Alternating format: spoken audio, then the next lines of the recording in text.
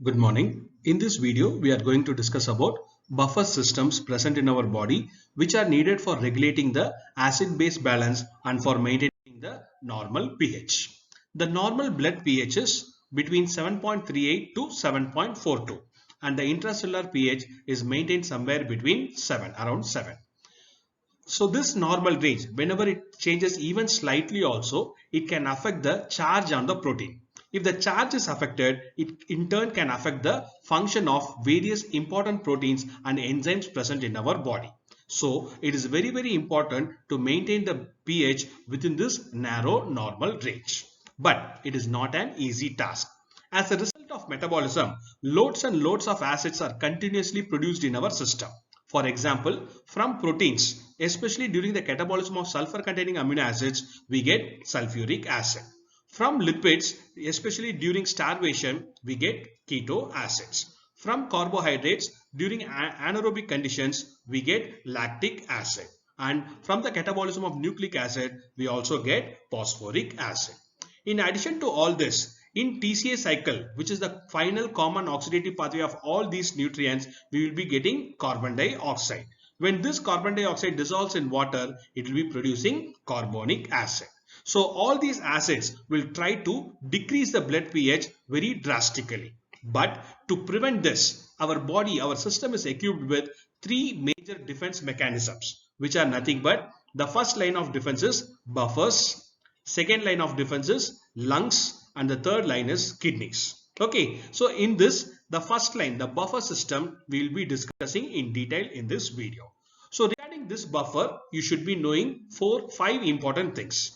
The first one, first you should know what is a buffer, next what it is made up of, then how it acts, then how effectively it can act, and finally a brief description about the various buffers present in our body. First, let me start with the definition for buffers. Buffers are compounds which resist the changes in pH, but it can resist only when a small amount of acid or alkali is added. If a large amount is added, it cannot withstand. Okay, so which means buffers are defined as compounds which resist the change in pH only when a small amount of an acid or alkali is added. This buffer is usually made up of either a weak acid and its conjugate base or a weak base and its conjugate acid. The best example for it is carbonic acid along with sodium bicarbonate. Here carbonic acid is a weak acid whereas sodium bicarbonate is its conjugate base. By taking this as an example, I will explain how the buffer system works. Suppose when a strong alkali like sodium hydroxide is added to our system, what will happen means the acid part of when a base is added, the acid part of our buffer will come for the rescue.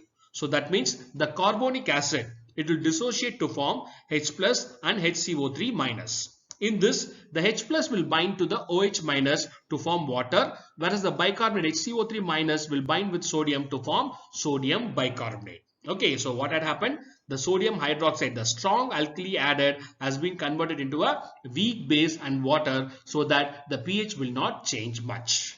On the other hand, when a strong acid like HCl is added, our base part of the buffer will come for the rescue. So the base part means sodium bicarbonate. So they will dissociate to form sodium and HCO3 minus. In this, sodium will react with chloride ions to form sodium chloride, whereas bicarbonate will react with the H plus ions to form carbonic acid. So the strong acid added is converted to a neutral salt and a weak acid so that pH will not be changed much. This is how the buffer system works in our body. When acid comes, base will come for the rescue, and when a base comes, acid will come for the rescue. Okay, so how effectively it can buffer, the buffer can act means that is dependent on two important factors. The buffering capacity of any buffer depends on two important factors. One is the pKa value of the acid and the second one is base by acid ratio.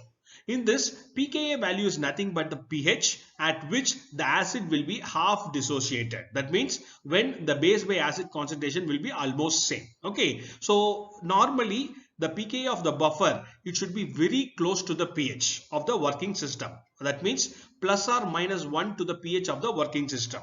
For example, if a buffer should act good in an extracellular pH, what is the normal extracellular pH? It is somewhere around 7.4.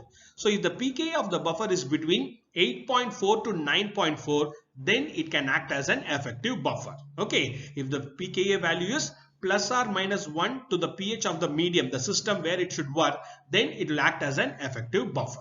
Okay, next coming to the second component, base by acid ratio. Ideally, the base concentration and acid concentration should be equal. Then only it can act effectively against both the acids and alkali. But in our body, just now in the initial slides we saw that in our body it is mainly the acids that are produced. So to counterattack that, we need large quantities of bases. Okay, so which we call it as alkali reserve. So we need a base excess or alkali reserve. Only then it can act as a good buffer in our human body. Okay, so these are the two factors. Either pKa should be close to the blood pH, or otherwise the base concentration should be little high than compared to the acid concentration, so that it can act as an excellent buffer within our human body. Okay, so that's it about the buffering capacity.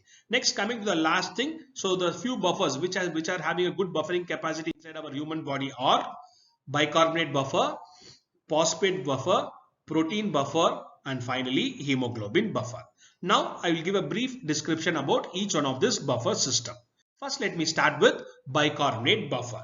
So in this bicarbonate buffer, like any buffer, I said it is made up of a weak acid and its conjugate base. So here its composition is carbonic acid and sodium bicarbonate. Okay, so carbonic acid is a weak acid and sodium bicarbonate is its conjugate base. So this bicarbonate buffer made up of these two components, it acts as an excellent extracellular buffer. It is one of the best extracellular buffer. So why it is considered as an excellent extracellular buffer means, though its pKa value is not in the pH of the ECF. Okay, so I said pKa value should be plus or minus 1 of the pH. What is the pH of the blood or the extracellular compartment? It is 7.4. So ideally the pKa of the buffer should be between 6.4 to 8.4. But here its pKa is just 6.1. Though the pKa value is not optimal, the base by acid concentration is very high. The alkali reserve is very important for acting in our body. Okay, so that alkali reserve or base excess is excellent with the bicarbonate buffer. That is why it is considered as a very good extracellular buffer. Okay, so in addition to this advantage, excess alkali reserve, there is also one more advantage with this bicarbonate buffer, because both the components, carbonic acid and sodium bicarbonate, they are under the physiological control. Their levels can be regulated either by the lung or kidney accordingly. Okay, so because of these advantages, bicarbonate buffer is considered as a good extracellular buffer. Next, coming to the second type, phosphate buffer.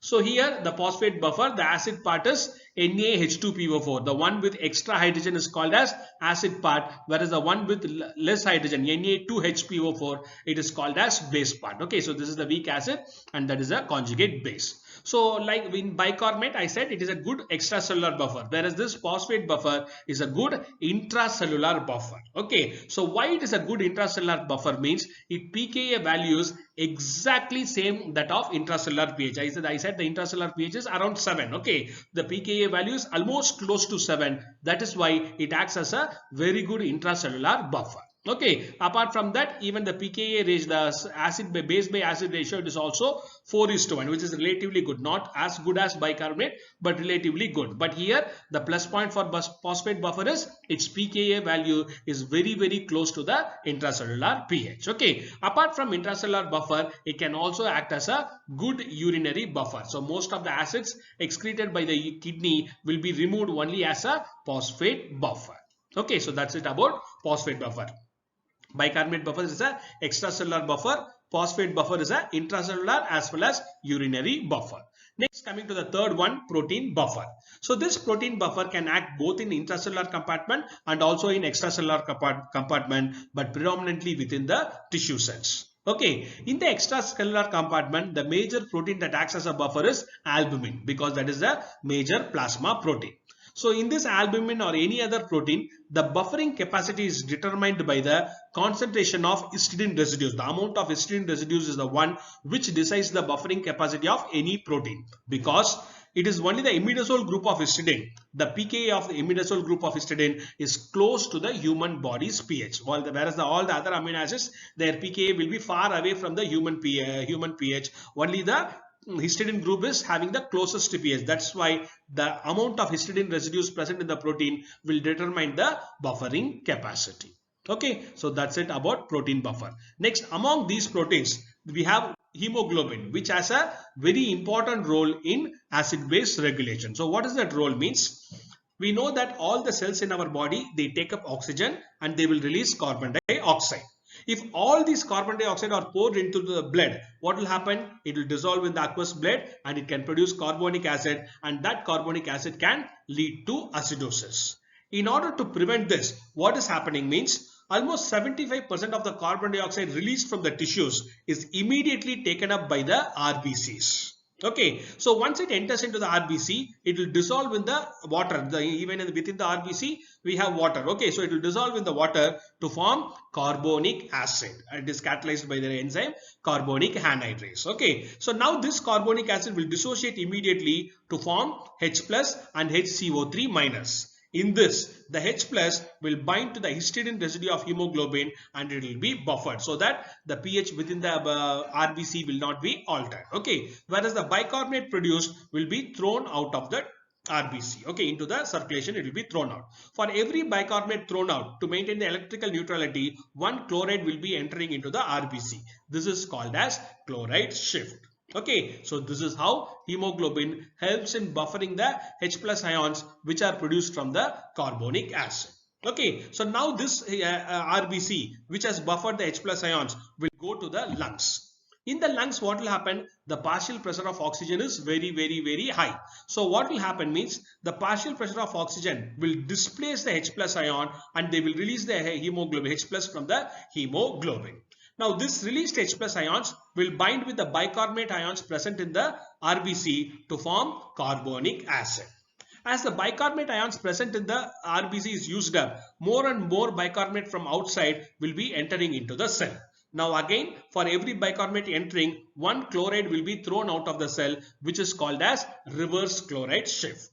Okay, now coming back to the equation. So once the carbonic acid is formed, so this carbonic acid will dissociate to form carbon dioxide and water, and that carbon dioxide will be expired out, will be exhaled out through the lungs. This is how the carbon dioxide which is formed in the tissue is taken to the lungs by the hemoglobin without affecting the pH of the blood. Okay, so this is function of hemoglobin is called as isohydric transport of carbon dioxide. Okay, carbon dioxide was produced in peripheral tissues. Okay, from that, if it directly goes in blood to the lungs, what will happen? It may dissolve and it may form carbonic acid and it can cause acidosis. Okay, but instead of that, if it enters into the RBC, it can be effectively buffered by hemoglobin and it can be transported to the lungs without changing the pH. That is called as isohydric transport of carbon dioxide.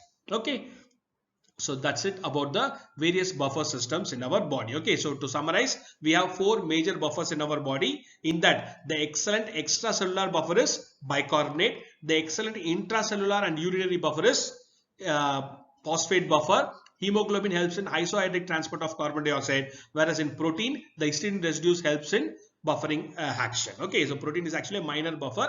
Bicarbonate is the excellent extracellular buffer, whereas in the intracellular compartment, it is mainly the phosphate that acts as a good buffer. Okay, thank you.